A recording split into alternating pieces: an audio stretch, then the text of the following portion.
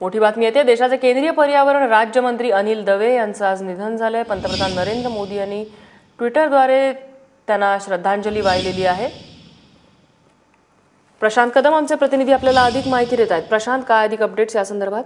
नम्रता, खरं तर अतिशय धक्कादायक अशी बातमी केंद्रीय पर्यावरण राज्यमंत्री अनिल माधव दवे यांचं दिल्लीमध्ये एम्स हॉस्पिटलमध्ये निधन झालेलं आहे। खरं तर अवघ्या 61 वर्षांचे होते ते आणि काल परवापर्यंत म्हणजे अगदी कालपर्यंत त्यांची संपूर्ण मंत्रालयामध्ये बैठक आणि या सगळ्या कामामध्ये ते व्यस्त होते। कालच जीएम मोरीचा जो सध्या विषय गाजतोय जीएम मस्टर्डचा, त्याला परवानगी देण्यासंदर्भातल्या काही महत्वाच्या बैठका त्यांनी घेतलेल्या होत्या आणि गेल्या काही दिवसांपासून त्यांची प्रकृती अस्वस्थ असल्याचं कळत आहे। मात्र तरी चालण्या फिरण्यामध्ये त्यांच्या कुठेही कमी नव्हती आणि ते सतत आपल्या कामामध्ये देखील व्यस्त होते।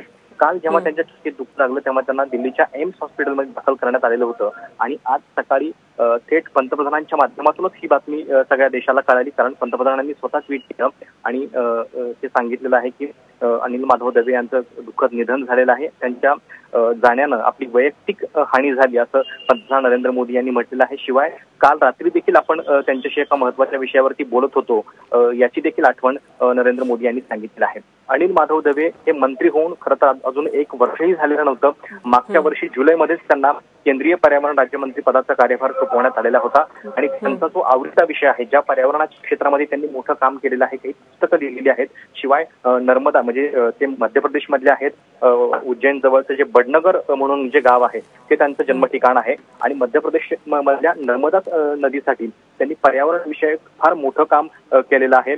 अनेक पुस्तकं लिहिलेली आहेत आणि अजून एक उल्लेखाची बाब म्हणजे शिवाजी महाराजांच्या वरती एक पुस्तक जे आहे ते देखील अनिल माधव दवे यांनी लिहिलेलं आहे। शिवाजी महाराजांच्या इतर पराक्रमांची फार मोठी चर्चा होते, मात्र त्यांचं जे गव्हर्नन्स आहे, सुराज्य जे आहे त्याला प्रकाशात आणण्यासाठी अनिल माधव दवे यांनी हे पुस्तक लिहिलेलं होतं।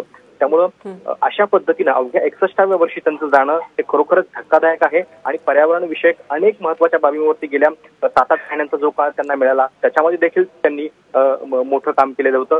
अगदीच म्हणजे प्रकर्षाने उल्लेख करायचा तर कॅम्पा म्हणून जो ऍक्ट आहे ज्याच्या अंतर्गत फॉरेस्ट वन हक्क जे आहेत ते राज्यांना त्यांच्या जमिनी आणि त्याचे मोबदले मिळणार होते, तर या संदर्भातलं एक मोठं महत्वाचं विधेयक जे आहे ते त्यांच्या कार्यकाळामध्ये राज्यसभेत मंजूर झालेलं होतं। धन्यवाद तू दिलेल्या माहितीबद्दल।